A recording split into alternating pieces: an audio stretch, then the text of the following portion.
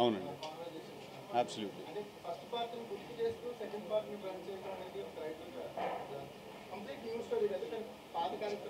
అదే sir. So ఇది ఏంటంటే వచ్చిన ఇంట్రెస్టింగ్ మిక్స్ అండి. దీన్ని పార్ట్ 2 అని అనలేము, అలాగని ఫ్రెష్ సీక్వెల్ అని కూడా అనలేము. It's a mix of both. అది ఉంటుంది, ఇది ఉంటుంది. అది అంటే అది ఒక ఒరిజినల్ స్క్రీన్ ప్లే అవుతుందండి. అప్పుడు అది మనం ఏ రిఫరెన్స్ తీసుకోలేదు, పార్ట్ 2 అని చెప్పి దీన్నే కంటిన్యూ చేయలేదు మేము, లేదు సీక్వెల్ అని చెప్పి కంప్లీట్లీ ఒక ఫ్రెష్ స్టోరీయే రాయలేదు. అది కొంచెం జాగ్రత్తగా ఇంటర్ట్వైన్ చేసుకుంటూ వెళ్ళాము. ఐ థింక్ బికాస్ దానికి ఒక ఒరిజినాలిటీ అండ్ అథెంటిసిటీ ఉంది కాబట్టి ఇవాళ థియేటర్స్లో రెస్పాన్స్ అలా వస్తుందండి. సార్ రివ్యూల్లో రాసేస్తున్నారు సార్ మీరు అన్ని ట్విస్ట్లు అవన్నీను.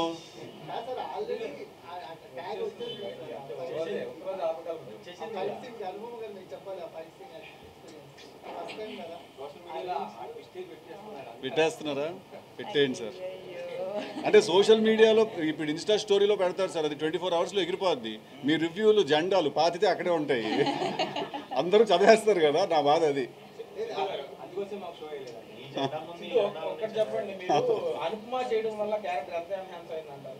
అది రాసుకున్నప్పుడు 100% ఉంటే 1000% అయింది సార్ ఆ క్యారెక్టర్ అమ్మాయి చేయడం వల్ల. Because like I said it's in the ice.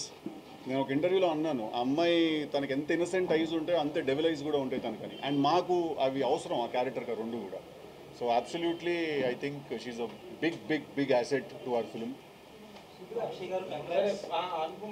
First time కదా మీరు కొంచెం బోల్డ్గా చేయడం, మీకేం పాయింట్ కన్విన్స్ అయ్యింది? ఎందుకు ఇన్నాళ్ళు చేయకుండా, లేదా ఇంతకు ముందు కూడా మీకు ఆఫర్స్ వచ్చి ఉండొచ్చు ఇలాంటి క్యారెక్టర్, ఈ సినిమాకి యాక్సెప్ట్ చేయడంలో మీ ఇంట్రెస్ట్? అసలు సినిమాలో బోల్డ్గా ఏముందో చెప్పు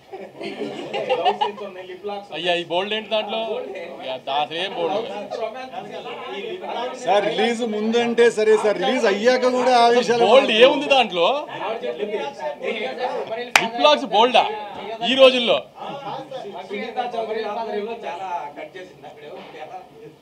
ఎవరు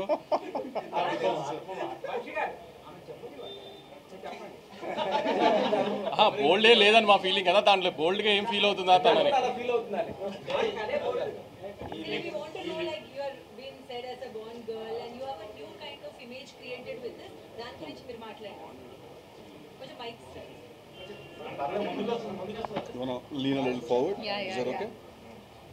అంటే ఇప్పుడు మీరు అందరూ నవ్వుతూ హ్యాపీగా అడుగుతున్నారు, కానీ ప్రీవియస్ ప్రెస్ మీట్లో అలా అడగలేదు. సో ఇప్పుడు మీరు సినిమా చూసారు కాబట్టి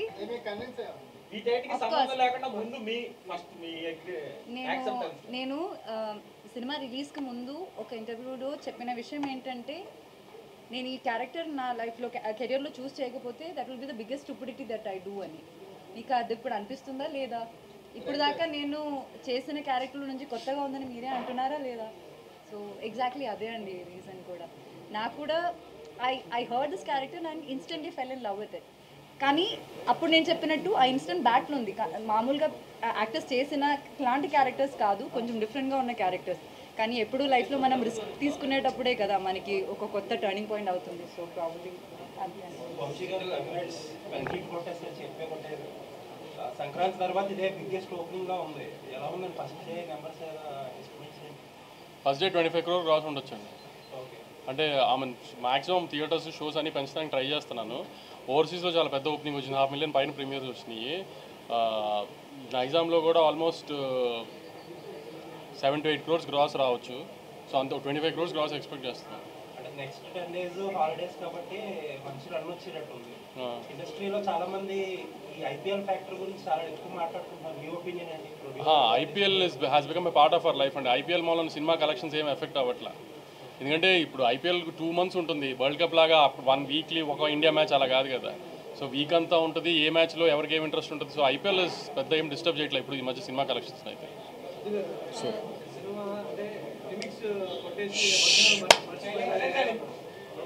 ప్లీజ్ రే వెనకాల అందరికి వినిపించాలి కదా సార్, చెప్పండి. Thank you sir.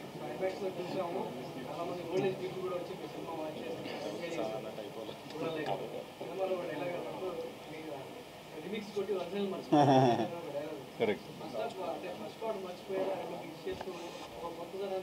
Sir. Sir